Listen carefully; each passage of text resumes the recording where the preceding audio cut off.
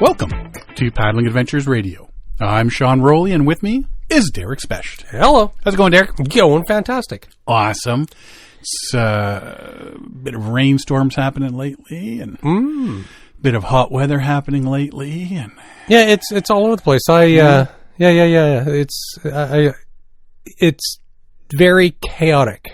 Yeah, very chaotic. Yeah, I don't like it. Mind you, it washes the smoke from the sky.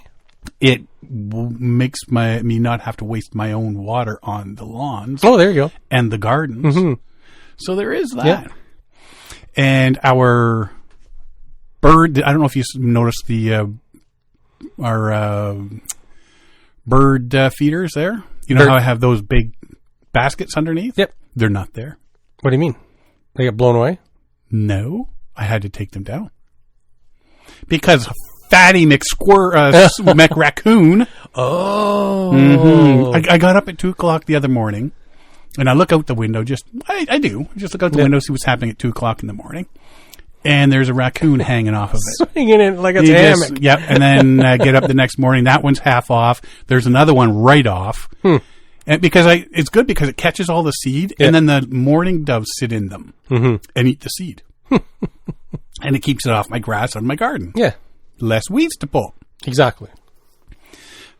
Fatty McRaccoon isn't helping. He's a big raccoon, too. So he's getting a lot of snacks around the he's neighborhood. Getting a lot of snackage. He also uses our bird bath as a stepping stool and knocked it over and broke it. Oh, no. So now we have a bird bath on the ground because the whole base thingy that it sits on broke. Yeah. Because of Fatty McRaccoon.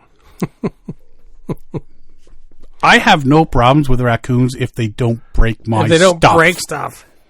But when you start breaking my stuff. So, yeah, we took those down to hopefully he'll no longer come around going, I guess this snack truck rolled out of town. We'll wait a couple weeks, put them back up. Yeah. Because they've made such a difference. But other than that. Yeah, excellent. Things are great. Things are groovy. Things are happening. Yes, they are. Uh-huh. It's a busy summer for us this summer. It's because we left it all to the end. Well, this has been in the 10 years we've been doing this, the most hectic summer we've had. Because both of us have left everything right to the end, holiday-wise. So, yeah, we got to record 4 shows this week. Yeah, we got to, wrangle people in to come and record with us. And, this will be awesome. But that's all fun. It is what it is. We enjoy it. We do it for our fans. All 7 or 8 of them. Yes, all 7 or 8.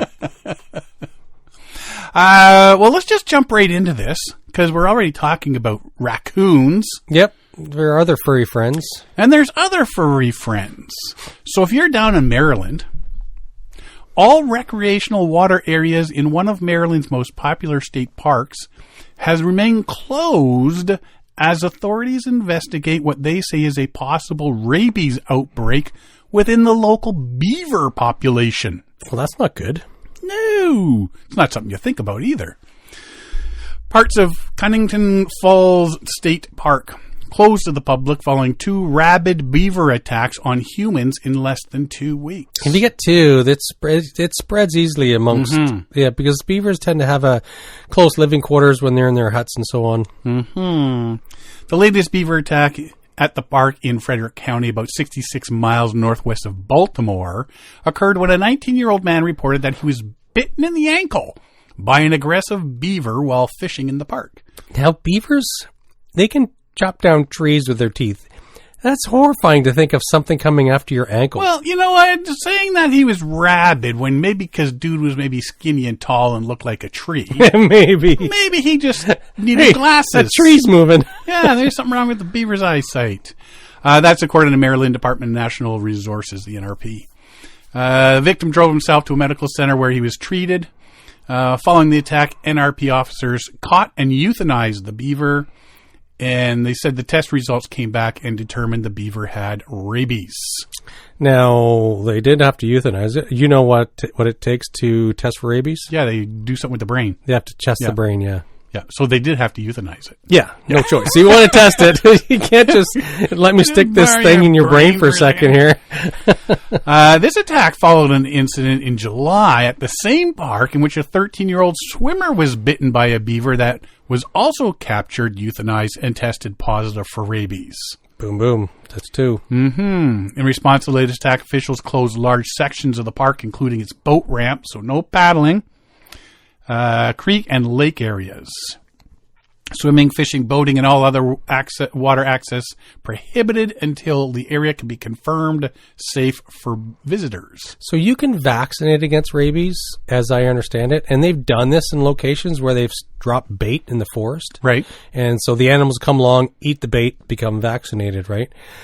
But, you know, it's kind of hard to do with beavers. It's like, I'm not sure how you would put down bait for a beaver because they eat bark and... Yeah. Fish. Do they eat fish? Yeah. So you're going to, dope up the fish with the vaccination? And that's what I'm figuring. Just lay it outside his house. Hey, buddy. 43-acre Cunningham Falls State Park features Maryland's highest cascading waterfall and attracts more than 575,000 visitors a year. Oops. That's a lot of beaver biting. Yes. DNR's Wildlife and Heritage Services says it is instituted nighttime and daytime surveillance at the park's lake in an effort to remove beavers from the park. Beaver Lodge found in the park was also dismantled. Beaver attacks on people are rare and thought to primarily involve rabid animals. And before this summer, the last recorded beaver attack is in Maryland. It occurred in 2021. So that's... It's rare. Rare. Beavers are typically non-aggressive and avoid conflict with humans, but people should still maintain a safe minimum viewing distance of 25 yards. Earlier this year, an 8-year-old boy was injured and attacked by a beaver at Henry Lake, New Jersey. According to health department, the police said the boy was fishing with his family from the shoreline of Henry Lake in May when a beaver came out of the water, charged the boy, biting him in the upper thigh when he tripped and fell. Bystander video of the beaver attack was obtained and showed a member of the child's family pulling the beaver off the child and hurling the animal back into the lake. What else are you going to do with it? Yoink! The beaver was captured, euthanized, and tested positive for rabies. Health department says the child and several other people who were bitten while rescuing the boy from the animal underwent treatment for rabies.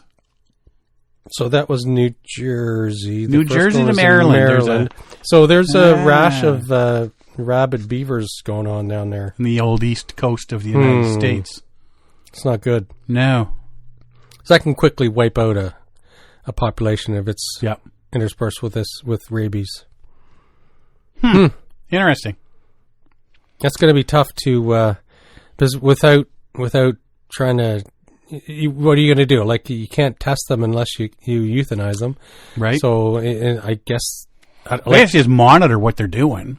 Monitor what they're doing, but eventually it's going to kill them anyway. So you have a specific lifespan once you get rabies. But if you see ones that are acting weird, you're going to think, ooh, yeah. But if you got one just going about their daily business, yeah. It doesn't have it now, but it's eventually going to have rabies because it's going on through the whole.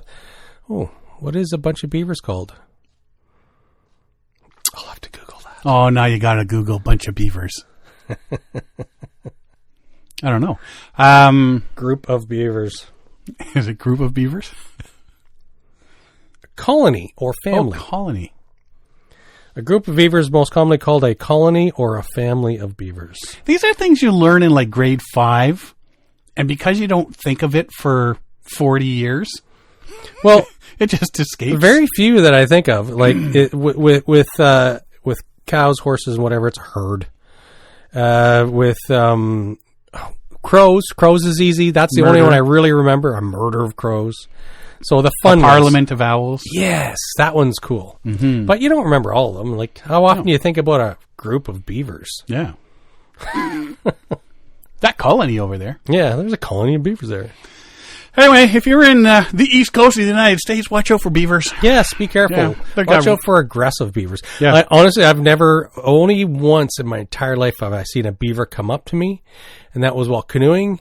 And this little baby beaver, it was, I don't know, like 6 inches long. And he was just crying, swimming down the river towards us. And then it got close enough. It's like, do you have bad eyesight there, buddy? He came within a foot of the canoe and then, panicked and swam away. It's like, that was weird. But he was crying like we were its mama. And then it saw as it got close, almost touched the canoe and bolted. It's like, are you blind? Like, what's wrong, little guy? Weird. I do not look like your mother, I hope. I don't think I've ever gotten that close to a wild beaver. No. In the canoe. They always just slap their tails like and off they go. 200 feet away and they slap their tail and disappear. Yeah. It's like, ooh. Interesting. So yeah, if a beaver does approach you, Run. Watch it. Run. Because the last thing you want to do is have to get treated Rabies for rabies. shots. Because I've never had I heard it's massive. a bunch of shots to the belly. Yep. And they shoot it just like, that's not fun. I hear it's very painful to get treated. The treatment would be worse than the bite, I guess. Right. Unless you let the beaver bite you until your foot comes right off. No. That might hurt. Might. More than the needles. But who's going to stand there that long? And if you get rabies and run around biting people, or give the beaver a taste of his own medicine. So there's something, too. If you had rabies, it would be illegal to euthanize a human to test them for rabies. So bite as many people as you can quickly. Yes. We got to Google this. That's the show. We'll talk to you next week about our rabies. Oy. Yeah, hopefully it doesn't spread too far. Yeah. I just heard about this one from one of our listeners. Tour International Danubien. The Danube River, one of the largest rivers in the world, crosses Europe from west to east, connects 10 countries. Tour International Danubien, the TID, is the longest trip for canoes, kayaks, and rowboats and takes place on the Danube since 1956. And so it's this while we're preparing tour for this, I was looking at a map. I knew the Danube River was a long river, but I had no idea it was that long. And so I traced it from the coast down by Romania, Ukraine, all the way up into like Germany and the Switzerland border. And it's a long river. right? Holy cow. And I've got to call you out on this one. Which way does it run? Or does it run both ways? It sort of does. So the headwaters of the Danube also, I think it meets up at the peak in Switzerland, Germany border, and it flows. That other river flows west. The Danube flows southeast. But at the headwaters, at the very peak, you can see if you go on not satellite view, but if you go on normal view, there's all these little brooks and streams that run into it. So there is a headwater, but from that peak, it runs both ways. Yeah, I'm not buying it. He was making fun of me at earlier. 6 o'clock at night, they change it to direction. Had I known, would save me a lot of time. We'll take the Danube across 4 countries by lunchtime, then wait, and then 6 o'clock we can just sail back home because they changed direction. It meets 2 oceans, that water, that path. And there's a peak. There's at the very top on the Swiss-German border. Goes down one side and down the other. Yeah. So the TID is a long-distance boat tour where you carry your own gear and tents. Actual route starts off in Ingolstadt, Germany, usually on the second last weekend of June, from where it leads through a co-organizing countries of Austria, Slovakia, Hungary, Croatia, Serbia, and Romania, and terminates in the first week of September after 2,475 kilometers in Romania at the Black Sea. Amazing. So, yeah, like July, August. So, like 2 months of just paddling. 11 weeks, they said. Due to the war in the Ukraine, the Romanian leg has to be shortened for security reasons. The border between Romania and Ukraine is the Danube River. Yeah. Political importance of the TID is immense. Its main target, set from the beginning, was to bring together people from diverse cultures with all their political, religious, and ideological differences. Furthermore, friendships should be built. The solidarity among all sportsmen and people of other countries should be strengthened, and the friendship and peace of people, especially the Danube countries, should be promoted. The International TID conference in Komarno, Slovakia, back in October of 2025. The time schedule for details of the tour were fixed. The 69th TID started 20th of June 2026, so it's on, in Ingolstadt, Germany, and ends the 30th of August 2026 in Brela, Romania. So it's just almost finished in a few weeks. Yeah. All organizers wanted to include the Romanian leg of the TID again, like last year, as far as possible concerning the security situation. Tour will be continued in Brela, kilometer 172 of the Danube. So it ends again about 40 kilometers before the Ukrainian border.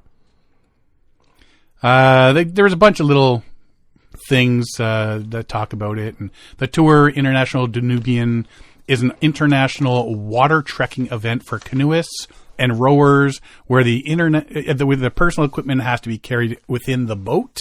So it's not like a supported... Yeah, you're not allowed to have a support van and stuff like that. Objectives of the TID are the athletic experience, the encounter of participants among themselves, as well as with people from the Danube countries with their cultural, economic, and national characteristics. Bases of TID are helpfulness, thoughtfulness, and tolerance, as well as the protection of water, wildlife, and environment. There is no entitlement at all to any kind of basic provisions on the tour. Participants and boats have to be equipped according to safety instructions on international waterways, life jackets, buoyancy bodies, etc. Boats need to carry identification in accordance with the rules and regulations for international waterways. There is no guidance or leadership provided on the water. There is a thing they were saying, like some of the countries have their own little rules. You have to know them. Yes. So, like, they're not going to go, oh, by the way, before you cross over the border here, you have to know this stuff. And it's up to you to know it. Yeah. Indicated legs are to be strictly followed at the participant's own responsibility. Arrival at each campsite is at the latest at 6 p.m. Nighttime peace is between 10 and 6 a.m. So Germany, June 20th to 27th, is 240 kilometers. Austria, June 28th to July 7th, 331 kilometers. Slovakia, July 8th to 11th, 120 kilometers. Hungary, July 12th to 21st, 322 kilometers. Serbia, July 22nd. Now, I never got a chance to look, but it sounds like they go into Serbia, bop up to Croatia, and back down into Serbia. Because there's two... So that's just very short leg. Yeah, so 46 just kind of skims in and out of those two countries. Croatia, July 23rd to 24th is 62 kilometers. And then Serbia again, July 25th to August 8th, which is 485 kilometers. Chunk. Bulgaria, August 9th to 23rd, 490 kilometers. And then Romania, August 24th to 30th, 203 kilometers. So right now they're in Bulgaria. As we're recording this. And so as the groups go through, I imagine you're going to be like each day, you're going to be leapfrogging. You're going to keep meeting the same people constantly. So that's really interesting. You're going to, I guess it's sort of their way of international relations, right? Well, and that's part of what they say is to meet the other people, you know, that are on here. So could be you end up with a group of 3 or 4 canoes all paddling down together sort of deal. There's a few locks along the route which you can go through or portage around. Yeah. And there's a few bristle slides. A bristle slide on a navigable waterway or canal is a specialized sloped ramp equipped with heavy plastic or nylon bristles. It allows small boats, canoes, rowboats to slide safely past a weir, lock, or dam without needing a full portage. So if you ever seen ski jumpers or like the summer training for skiers, it's on a bristle slide. And so it's a bristle slide or a roller treadmill, or like for this those big ski jumps, they have the bristle slides to slide down and jump off. Do you remember Alan Drummond of Kingdom Outdoor Products? We were sending some videos back and forth of the big log rafts with the people on them and the guys steering, and then they go down that slope. There's portions that get wet. Yeah. But it's a bristle slide, right? Yeah. So that's sort of what they got. I'd go down there just it'd be fun for the sake of doing that. Yeah, and it's just to reduce friction, so you can slide easier.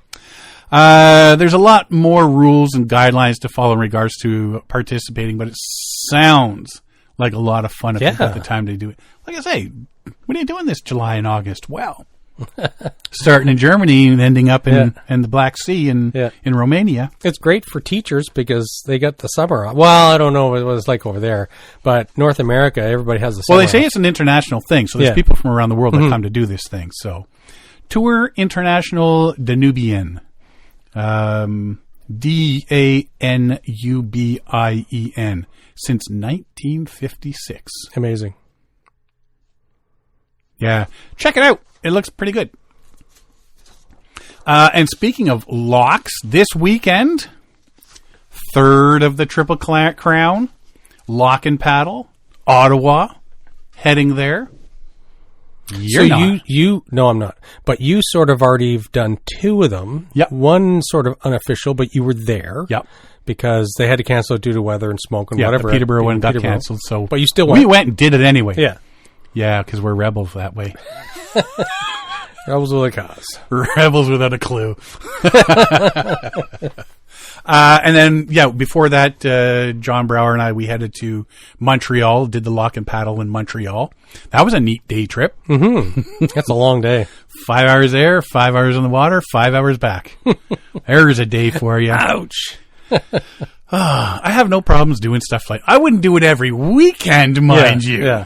But, it's fun to do stuff like that once in a while. Because later on in life, you're just going to be sitting there going, I remember the time that I didn't do this and I wanted to.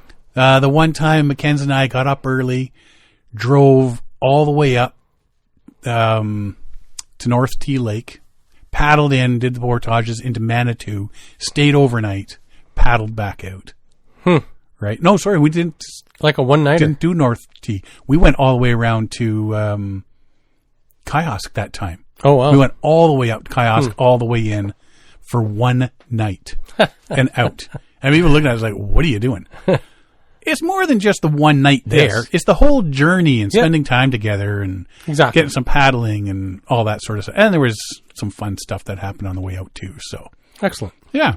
But this Saturday, August 15th, Lock and Paddle Ottawa, the Hartswell Lock. They say be there before 1:30 or by 1:30. It's 20 minutes from. We park at Hogsback parking. There's a big parking lot there. $8. Lock and Paddle starts at 2. It's a double lock, so the top lock fills up with boats, and then they descend and transfer to the bottom lock, and then the top one fills up again, and the rest of the boats come in, and then you zip on through. Trying to remember last year, because last year was the first year we went to it. I think they even them out and open the middle doors so that all the boats are together. Oh, wow. And then they lower everything and everybody scoots out. Because you can't do that in the Peterborough lift lock. They're very separate bathtubs. Yeah. Well, but they bring them halfway, yes, right? They do pause halfway. Yeah. And then they open the doors up there. It washes everybody out. It's just like a giant waterfall of boats. Ooh, look at the colors. Enjoy the waterfall, boys. You can go up, once you go through there, you can go up and paddle for a while up the canal and then come on back, and you can either go through the locks again. We had to wait a while for the locks on the way back. Oh, yeah? And a few people portaged instead. And at the end, we're sitting there, yeah, we should have just portaged. It took a while. But no, it's a lot of fun, a lot of people. Bring your canoe or kayak. Make sure you got your PFD. Safety kit with signaling device, buoyant line, watertight flashlight, and a bailing bucket. Sunscreen and hat, and a water bottle. Snacks if you want them. You can go to parks.canada.ca to find out more info, like directions, where to park, all that sort of stuff. And it's a lot of fun. We'll be there again. John's bringing his canoe. My brother's actually going to join me. Okay. And I got some friends from Ottawa that are going to, that I rarely see that. Hey, we'll go grab our canoe and meet up with you. So it'll be fun. Awesome. And that'll be 3 lock and paddles. Technically, in my book, I'm counting it. Yeah, I would too. The Triple Crown this year. Excellent. Perfect. Good times. You know where I would like to paddle, though? The moon? Yeah. Don't get me thinking about that again. Norway. Yes. Yes. It'd be beautiful there, wouldn't it? It'd be amazing. When you think of Norway, you're thinking of the cruise ships going up the fjords, all the cliffs and the sea and all that sort of stuff, right? Yep. Well, in the wooded heart of eastern Norway, a modest canoe rental on the shore of Saltbufjorden is quietly turning Fjorda's maze of forested lakes and channels into one of Scandinavia's most intriguing water-based wilderness escapes. Very cool. So nothing to do with the big cruise ships and the fjords. Yeah. Fjorda, a lesser-known lake system in the Hadeland region of north of Oslo, is gaining attention among paddlers seeking remote-feeling adventures without long transfers to Norway's far north.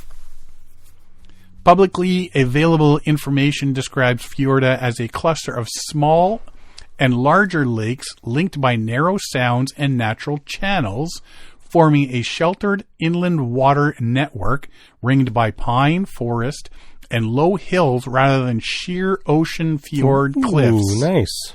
Mm-hmm. So, sounds fun. It does. It sounds does. Great. Yeah. It'd be beautiful there. The area has long been popular with Norwegian paddlers, but has remained relatively obscure internationally compared to the country's headline coastal fjords, right? Of course. And established canoe destinations such as Femundsmarka National Park. Regional tourism materials increasingly refer to Fjorda as one of the eastern Norway's most attractive spots for canoeing, highlighting its combination of calm water, wild camping opportunities, and short travel times from the capital region. So this is something cool, like just a little drive north of Oslo. Yeah. I mean, chances are if you're hitting one of the big cities, Oslo, Norway is going to be it. Yeah. Right? I've been to Oslo. See, and you could have gone here. Oslo. I didn't know about this. Geographical references note that the Norwegian term fjord can also be used for long, narrow freshwater lakes in the country's interior, which helps explain why this inland lake maze carries a name that sounds coastal to many international travelers. In practice, Fjorda offers a very different experience from sea kayaking between towering rock walls. Oh, yeah. Focusing instead on the quiet bays, sheltered channels, and island-dotted stretches suited to open canoes and family groups. Recent coverage from Norwegian outdoor and tourism outlets present Fjorda as a kind of secret canoe paradise wedged between larger lakes of Innlandet and Viken counties, where paddlers can disappear into a tangle of waterways, yet remain within a manageable radius of major road and rail links. So basically, you can go there, chances are you're not going to get lost. Even if you think you're getting lost, just keep going and eventually you will come across a railroad track or a road. The northern end of Saltbufjorden, one of Fjorda's central basins, a small operator trading as Fjorda Canoe Rental and Vestland Canoe Rental, has become a key access point to the lake system. Base is located near Bjorneroa and is described as a long-established outfitter with canoe hire at the water's edge so visitors can load their gear and push off directly from the dock. Cool. Service descriptions indicate that paddlers can choose from short out and back excursions, full day loops, and multi-day itineraries that weave through sheltered narrows to neighboring lakes. The low-profile business model focuses on straightforward equipment rental rather than heavily guided packages, appealing to independent travelers who are comfortable planning their own routes. So, like here, if we go up to Algonquin Outfitters, they'll totally outfit you for a week-long canoe trip. Doesn't matter what it is. They don't. Yeah. They're gearing more towards, okay, here's your gear you're going to need to get out for the day. This is your bare minimum. Maybe an overnight sort of thing. Here's your snackage, that sort of stuff. So, but it's getting people out there, right? Absolutely. The same shoreline property also offers basic rental cabins, characterized. See, this is like family route for you, buddy. Mm-hmm. Characterized in public information as simple structures with electricity but no running water. That's fine. Yeah. You got a lake to swim in. As long as they can have a light on at night. Yes. Right? Cook outside. Yeah. That sort of It sounds awesome. Canoes are bundled into some cabin rentals, reinforcing the concept of a doorstep paddling base where guests can spend an evening on the water and retreat to a rustic shelter rather than a full-service resort. I'd rather a cabin like this than staying at like a big resort. Yes. Where we have cabins or we got canoes for I the prefer guests. the more rustic kind of feel of things.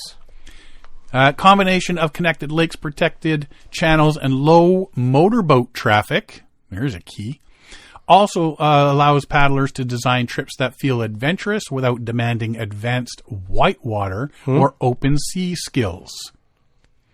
Travel guides in Norwegian canoeing frequently point to fjords as calm inland water, as well as suited to families, beginners, and those looking to link gentle paddling with lakeside hiking and swimming. Because the water network extends in multiple directions from the Saltfjorden, more experienced visitors can build longer circuits, shifting camp each night between forested peninsulas and small islands where wild camping is permitted under Norway's outdoor access principles when practiced responsibly. Publicly available guidance from Norwegian authorities emphasizes using existing fire rings, keeping respectful distances from cabins and farms, and leaving no trace at informal sites. See, there's a lot of stuff we do anyway. Oh, yes. Like exactly, we take this for granted. Yeah. That this is what you do. And we do take it for granted, unfortunately. Like it's and just on many trips, it's like you meet somebody who's just blown away by what we have, the scenery and the massive amounts of the wilds that we have, and they come from all over the world to come see campgrounds and or backcountry areas that we have, and it's like, oh, I never thought of that. People are just spending so much money just to come here and see it, and we're just kind of taking it for granted.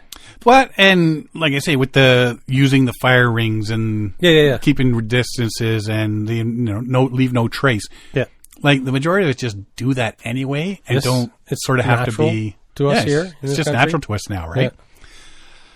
Yeah. For many visitors, the draw lies in the ability to feel deep in the woods after only a few hours of paddling. Scandinavian Outdoor Media describes weaving through narrow, reed-lined passages, rounding rocky points to find secluded coves, and spotting fish rising in the evening calm. That's awesome. Compared to Norway's larger national parks, where logistics and distances can be demanding, fjord scale allows for flexible route planning and easy retreat if conditions change. So this sounds like a beginner's canoe paddling area. Yep. Like if you want to get into tripping, this is where you start. You know what I'm saying? Because everything's close, everything's easy, but it gets your feet wet. And then, if you enjoy it, then, maybe I will hit one of these other parks they're talking about and, build up from there, right? Yeah. Get your feet wet, literally and metaphorically. As interest in low-impact self-powered travel grows, this style of canoe touring has become increasingly prominent in Norway's broader adventure profile. National tourism resources now list canoeing and kayaking alongside hiking and cycling as core activities. As they should. They should. The main paddling season in eastern Norway typically runs from late spring to early autumn, with water temperatures lagging behind the air, but daylight hours stretching late into the evening in midsummer. Shoulder seasons, visitors are encouraged to use dry layers and monitor weather forecasts closely, as conditions on exposed lakes reaches can shift quickly. So, if you had your choice,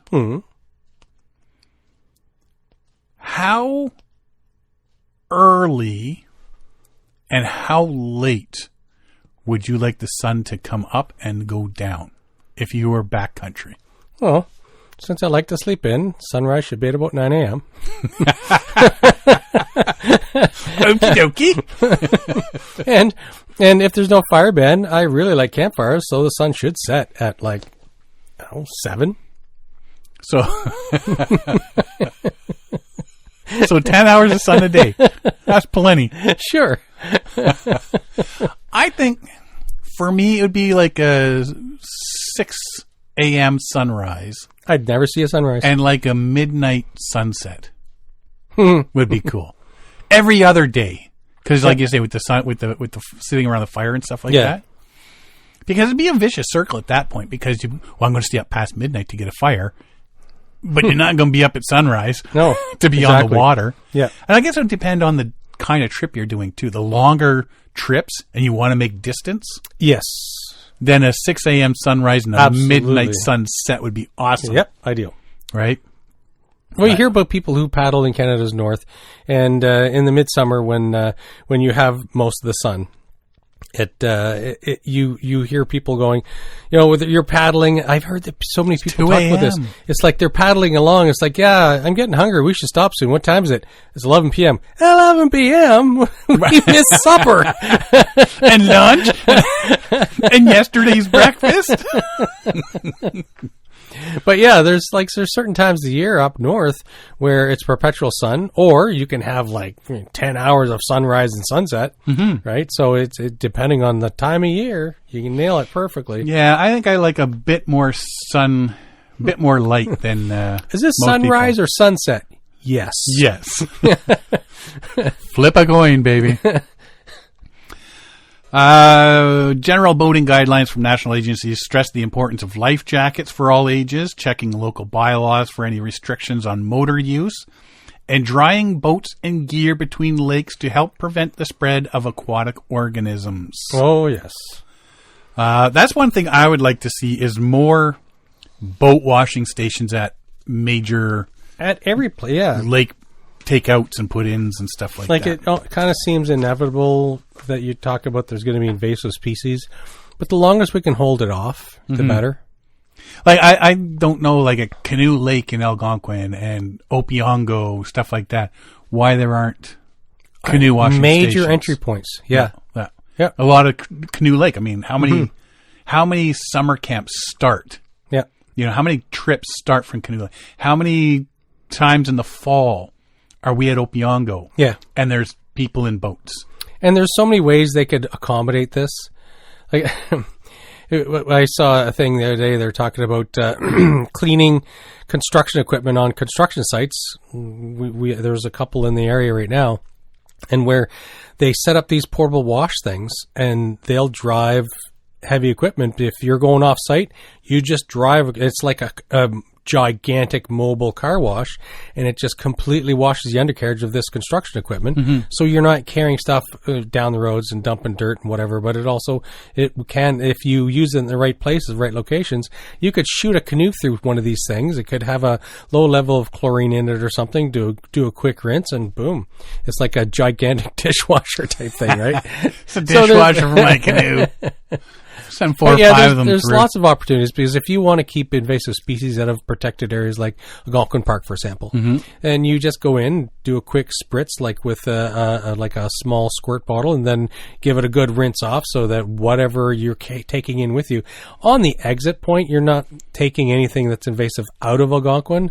But I guess you should rinse then too.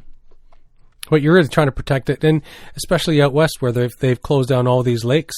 In BC, we talked about a couple episodes ago where they've shut the lakes down. It's like, well, we've witnessed that these whirling disease on these fish. We have to close the lakes down because they're transmitting these diseases amongst the fish. So nobody's allowed to go here anymore. Mm-hmm.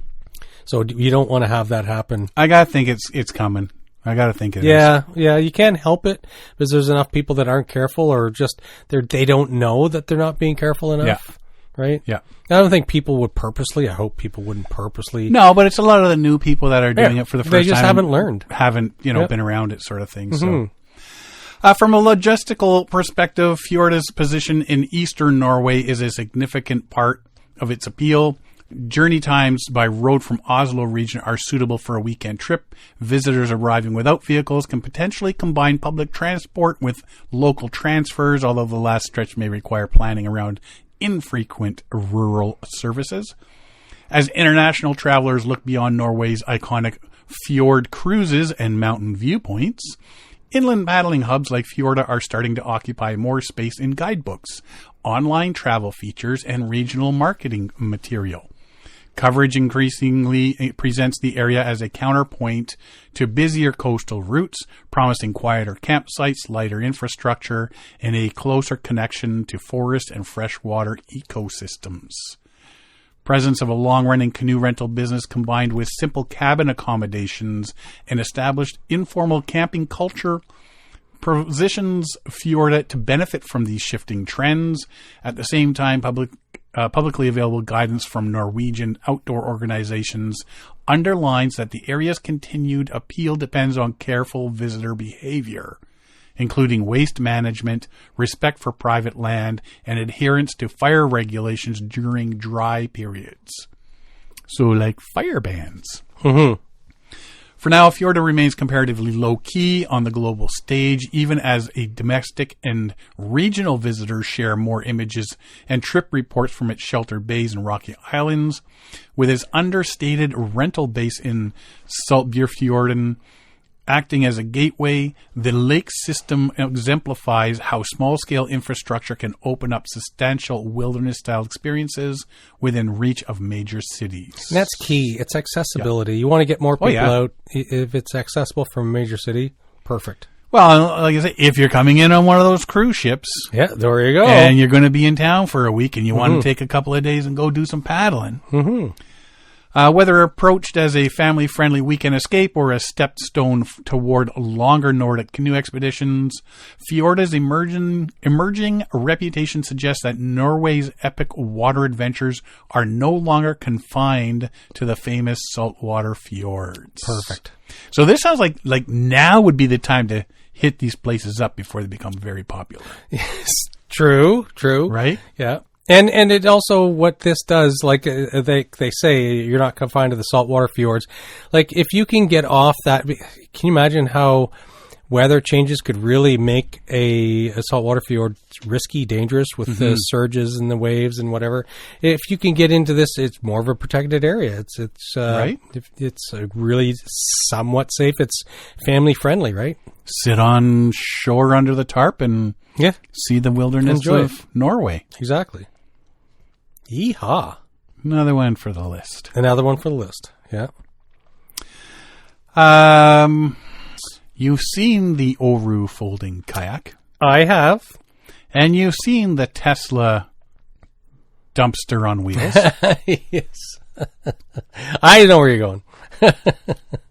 A new press brake and a landscape full of lakes proved a fairly persuasive combination. Designed by Guillaume Bloget during a residency in France, Sharp is a kayak made from folded aluminum sheet and cork, conceived after the workshop acquired the machinery needed to shape its metallic hull. Rather than translating the familiar language of molded plastic or composite kayaks into metal, the project makes folding itself both structure and expression. So Sharp, S-H-A-R-P, is the name of this kayak made from aluminum sheeting, and it looks like a folding Oru kayak, except it doesn't fold. It's got the ridges. Yeah, you're not going to fold this one. And if an Oru kayak and one of those Tesla dumpsters had a baby, it'd be the Sharp kayak. Yeah. Hull was designed around a simple performance goal: transform the force of each paddle stroke into forward glide with as little loss as possible. Hydrodynamic profile emerged through an Iterative. It's step by step. I don't think I've ever seen it's that. It's an iteration. Before. I have. It's like iteration. It's like one. It's like Model 1, Model 1.1, Model 1.2, Model 1.3. The iterative process to build it. Iterative process of half-scale models, each tested directly in water before its final full-size version was produced. The resulting geometry remains sharply faceted above the surface while negotiating the considerably less angular business of moving efficiently through water. No internal frame is required to give Sharp its structure. Instead, the aluminum sheet is stiffened entirely through folding, forming a double wall construction that also makes the kayak unsinkable. Where have we heard that before, Titanic? Creases become ribs, surfaces become structure, and a fabrication technique normally associated with industrial sheet metal is pushed into rather more leisurely territory of paddling. Inside the cockpit, a cork seat softens the encounter between body and boat. Its round form mediates between the curves of the paddler and the hard angles of the folded aluminum shell, introducing warmth and tactility into an otherwise unapologetically metallic object. It does look kind of cool, but it does remind me of the Cybertruck. Right? It's like, whoa! On the outside, the sheen of the aluminum catches the fragment's reflection from the surrounding water, making the kayak visually change with the conditions around it. I bet you blaring sun, that baby's going to be hot. That's going to No, it'd be reflective. It wouldn't burn, but all the canoes and kayaks around you would burn. Yeah, I blinded 12 of my paddling friends on the weekend. A final kayak follows a development process grounded as much in making as drawing. After successive scale models established the hull geometry, craftsman Antoine Riviere produced the first full-scale prototype, translating the folds and double wall construction into a functional vessel. The object remains deliberately close to that workshop logic rather than being reformulated for anonymous mass manufacture. Mm-hmm. Sharp is now produced on demand by Riviere, extending the project's emphasis on local production beyond the original residency. Aluminum, cork, and a handful of carefully resolved folds are effectively asked to do all the work: flotation, structure, ergonomics, and incidentally, quite a lot of visual drama. For a kayak born from the arrival of a new machine in a workshop, it makes a convincing case for occasionally designing around the tool first and asking questions later. Like I say, it does look like a cross between an Oru kayak and a Cybertruck. Yeah. If you Google Sharp kayak, it comes right up. Okay. It does look cool. Yeah. I'm not going to buy one. It's not very family friendly. Yeah. Oh, that would would give the weight. No, that would be awesome in canoe polo. You would be banned first thing. That's got that sharp. He impaled the competition. It's going for the ball. Let him have it. Here comes the skewer kayak. Oh man. No, definitely Google Sharp kayak and take a peek at it. It does look cool. Mm-hmm. And just if you get into the engineering aspect of it, that's pretty cool. Yeah. That's pretty cool. This one popped. I just had to put this one on here. A rafting service operator at a park, southwest China's Guizhou province, was ordered by local authorities to suspend operations for rectification, with a joint investigation launched after the service had been advertised offering female companions who can kiss and hug with customers. Oh my. Well, that's not anything I've seen in the rental. The rafting companies. Where's the small print on that one? Reported widely, the female companion service was offered by Lubei River Drifting, a popular rafting attraction in Guizhou, beginning this summer. Huh. The rafting route, known for its thrilling rapids, lasts between 1.5 and 4 hours, covers up to 12.5 kilometers. Recently, several online users have alleged. They always use that word, that the scenic area was offering a controversial companion rafting service. Interesting. With staff reportedly promoting a package that included physical contact and saying additional services could be negotiated with the female companions. Wow. So, is that right in the pamphlet? Hey, honey, I know where we're going for holidays. Oh, no, we're not. Where are you going for the bachelor weekend? Oh, we're going rafting. Oh, that'll be fun. Yeah. Like I said, you got to be joking. According to a statement released by the Joint Investigation Group following media reports about the rafting companion service, local authorities formed a joint investigation team involving tourism, police, and market regulators to conduct an immediate probe. An investigation found that the rafting operator had signed a cooperation agreement with a customer service company to jointly develop a summer rafting tourism product. I think they joined the wrong service company. Whoops. During implementation, the relevant companies involved failed to strictly follow the terms of the contract and provided companion rafting services, resulting in negative social impacts, according to the statement. I'm thinking their companion rafting was completely different than what their companion rafting. Hey, you don't have anybody to go rafting with? We got people. Yeah. You know. Let's join forces. Join forces. You got a new friend. Oh, you don't have anybody to go rafting with? I don't think they communicated. Yeah. Whoops. At present, the rafting operator has been ordered to suspend operations for rectification. Further actions will be taken in accordance with laws and regulations based on the police investigation. Well, what's going on here? Well, now.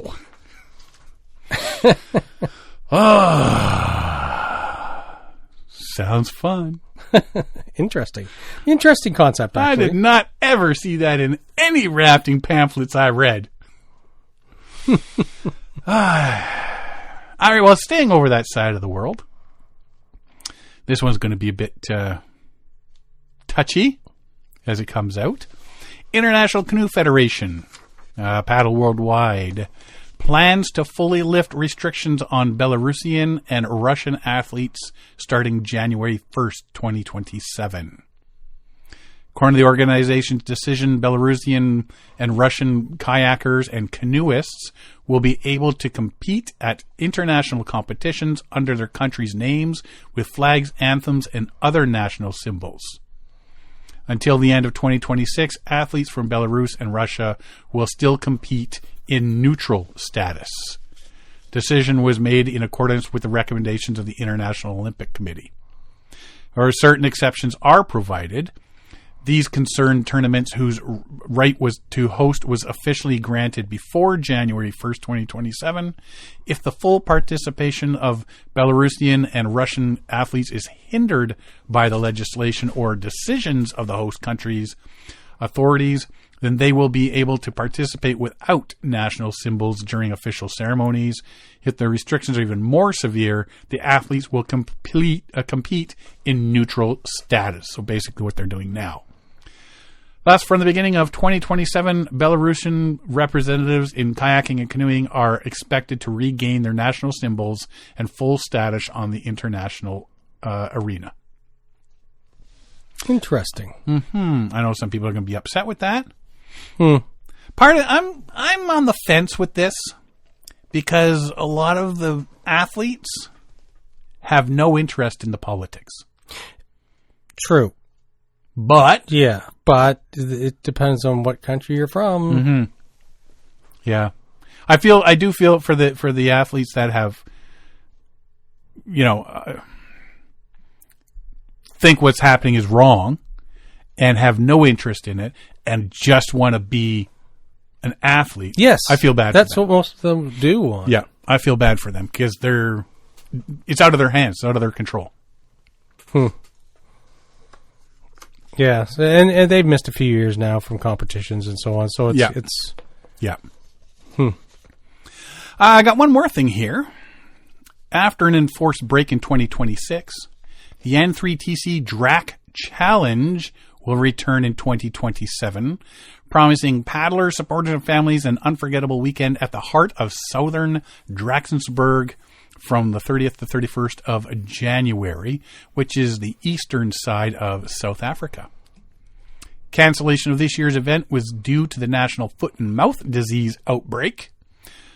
Disappointment for the paddling community and local businesses alike. However, organizers are looking firmly ahead and are excited to welcome competitors back to one of South Africa's most picturesque canoe races in one of the country's premier getaway towns. If you Google Drakensberg, yeah. the scenery, holy cow. Yeah. Like, I would go there just to paddle. Yeah. When I Googled it early, like, the pictures that came up were phenomenal. Just some of them were just absolutely breathtaking. More than just a race, the D3TC DRAC Challenge has become a summer tradition that brings together paddlers of all abilities, their families, and outdoor enthusiasts for a weekend of sport, relaxation, and adventure. Set against the spectacular backdrop of the southern Drakensberg, the event offers visitors a chance to escape the city, enjoy everything the region has to offer, from mountain views and fresh air to local hospitality and outdoor activities. The DRAC Challenge delivers an experience that extends well beyond the paddlers on the water. DRAC Challenge has always been about much more than canoe racing. Chairperson of the racing organization, Greg Hitchens, says, "It's a weekend where families come together, friends can reconnect, and paddlers enjoy one of the most beautiful venues in the country. While we were incredibly disappointed not to have hosted the event in 2026, we're looking forward to making the 2027 edition one to remember." Race itself remains one of the highlights of the South African river paddling calendar, attracting elite athletes chasing victory alongside social paddlers looking to tick off one more of the country's iconic river races. Nice. Excellent spectator viewing points. There's this massive plateau towering over the river. Yeah, I'm looking at photos now. It looks amazing. Like, there's some good views of the river. Yeah. You'll need binoculars to see. A welcoming race village and plenty to keep the whole family entertained. The event continues to offer something for everyone. Organizers are encouraging paddlers to mark 2027 event on their calendars and turn it into a summer getaway, taking advantage of the southern Drakensberg's accommodation, restaurants, hiking trails, and all the other outdoor attractions. Countdown to the return of one of South Africa's favorite river races has officially begun, with entry details and dates of opening entries to be confirmed. DRAC Challenge is a 2-day kayak race. Day 1 covers 39 kilometers, day 2 26 kilometers. Depending on water levels, there may be some compulsory portages around certain weirs and rapids. Lots of rapids along the routes, with names like the Devil's Toilet Bowl, Rock Slalom, Legoland, Mine Shaft, Big Dipper, Heaven and Hell, and Wake Up Rapid. Wow. Having fun with those names. There's a lot of them. If you go to drac.co.za, DRAK, DRAC, if you go there, it'll tell you all about it, and then it has the rivers, day 1, and then there's a little side arrow, and it lists all the rapids names. Oh, wow. There's like, there's 25 rapids today, and there's 25 rapids tomorrow, sort of thing. Go check that out. And, if you're looking to ever want to go do a race in South Africa. Yeah. Looks fun. January. It's perfect time of year to go.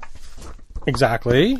The end of January, because what else are you going to do Yeah. in January? And summer for that. When it's crappy weather here, But beautiful there. go to South Africa.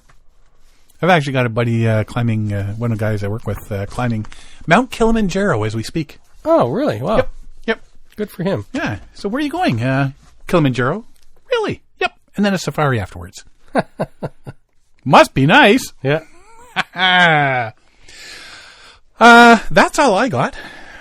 You got anything else? I do not. You do not. Well, alrighty. And if you want to find out more about us, you can find us at paddlingadventuresradio.com.